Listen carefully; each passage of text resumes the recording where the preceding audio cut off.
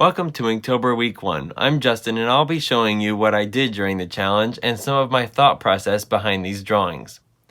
In case you don't know, let me give a brief explanation of what this challenge is. In the month of October, you are meant to draw something in ink every day or every week, or as much as you can. For Inktober, you can draw whatever you want, but they do have prompt lists if you're like me and can never think of anything. I did decide to use the official prompt list from their website. Welcome to day one. The word for today's sketch was ring. I had recently been practicing drawing hands, so a pile of hands wearing rings was my idea for this one. For some reason, I procrastinated until after dinner to start on this, so when I was about 4 hours into endlessly drawing these misshapen blobs, I grabbed a snack to trick my brain into staying awake to finish. I think the drawing was going pretty well, but after I actually started drawing over it with my pens, it just started to look worse and worse. The rings were hardly visible, so I used an orange pen to help them be easier to see, but it was too late. The monstrosity was unsalvageable. I made the last stroke of my pen at around 9:00 a.m. on October 2nd. I realized I miserably failed day one, and little did I know my failure would continue for the rest of the month. That's right, I didn't sleep for the entire month of October. But it's okay, because I drew all these gorgeous hands. I was still feeling groggy from pulling an all-nighter, but on the morning of day two, I brought my drawing paraphernalia downstairs and got to work anyways. The day's word was mindless, and my first idea was really stupid, of a guy who was holding another person's brain and the guy who didn't have his mind would have a really worried expression on his face. It seemed like the most genius idea when I came up with it, but seeing it on paper, it was just bad. So I scrapped that and began a new design. Later that day, I packed up my sketch pad and pens for a long day out. Just a few days before I started Inktober, I had broken one of the nose pads off my new glasses, so we were off to pick up the new pair. You might have seen before I was wearing a band-aid on my nose to keep the place that the nose pad had broken off from scratching me. So we nabbed my little brother to take him to karate after we picked up the new pair. It was a real time crunch with all the places we needed to be, so we swooped into the doctor's at lightning speed and were out of there in no less than 5.5 seconds. Now they dropped me off at church and went their way, and after I had done all the church things that I needed to do, I sat on a bench and got to work.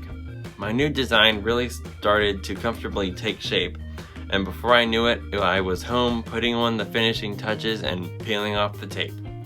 Although it was a slightly bland drawing, it was miles ahead of whatever I had come up with that morning. So finally at 4:30 a.m. I could lie my head down in peace. Drawings always take longer than you think. They really do take longer than you think. Once again, I was up till 3 a.m. finishing this.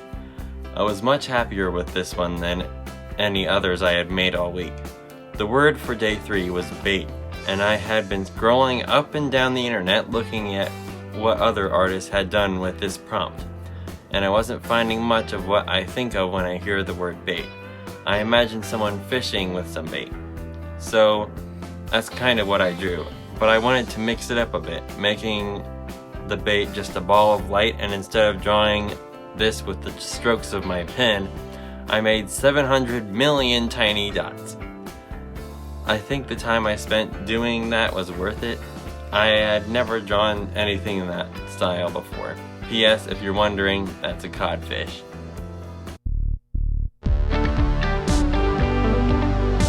Freeze. This was the perfect chance to incorporate snow, the most awesome thing that has or ever will exist.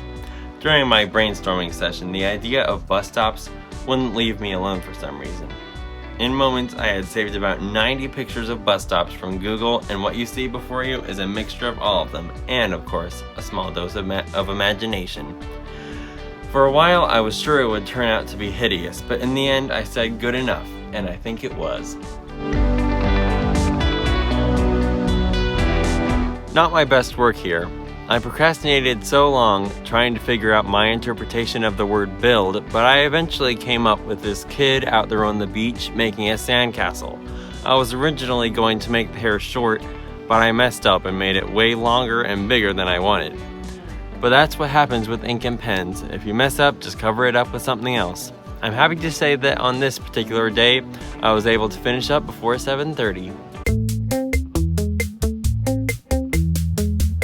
I thought of starting on day 6 of Inktober before we had to leave, but time was flying and people needed help ironing shirts, so I opted to work on it when I got back. This would be the 4th wedding I've ever been to, and it was definitely the most fun. My family is notorious for being late for everything, so of course it was a mad rush to dig through the labyrinth that is our closet to find something for everyone to wear. We had to dig pretty deep, but eventually we found something for everyone. Before we knew it, it was time to go, so we scarfed down our burgers and potato salad and hit the road. The drive to the venue was about 3 decades long, but somehow the stars aligned and we got there 10 minutes early. It was a truly historic moment for us. It was merely moments before the bride and groom would walk down the aisle, and everyone was fidgeting and excited. This woman right here is why we were there. My little brothers are friends with her son, and so my mom became friends with his mom, and this is her daughter's wedding. A few moments later, and boom, married.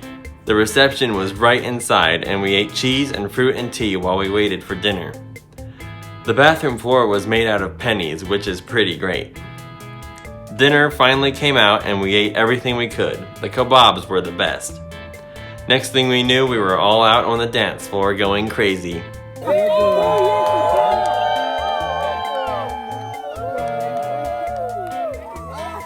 We returned home soggy and tired, but I got started scratching away at my sketch pad. The day's word prompt was husky. I'll admit that when I saw this word coming earlier in the week, I didn't have a clue what I would do, and I just told myself I'll cross that bridge when I come to it. But as with many things, I had to think up something at the last minute. So this is what we're left with, all the meanings of the word husky I could think of. Some corn husks, a husky dog, and a husky guy. On the Inktober website, it says you are welcome to draw your drawings digitally. So I switched things up and brought out my iPad to draw day 7. I suppose Harry Potter has something to do with being enchanted or enchanting or enchantments, and that's what today was all about. This is a scene from Harry Potter and the Chamber of Secrets when Harry, Ron, and Fang go into the Forbidden Forest and stir up a nest of giant spiders. Everything seemed to be going simply sublime until I needed to draw the spell. I tried several different brushes and styles, but nothing looked very good. In the end, it still looks pretty weird to me. Despite that, I think it turned out pretty well.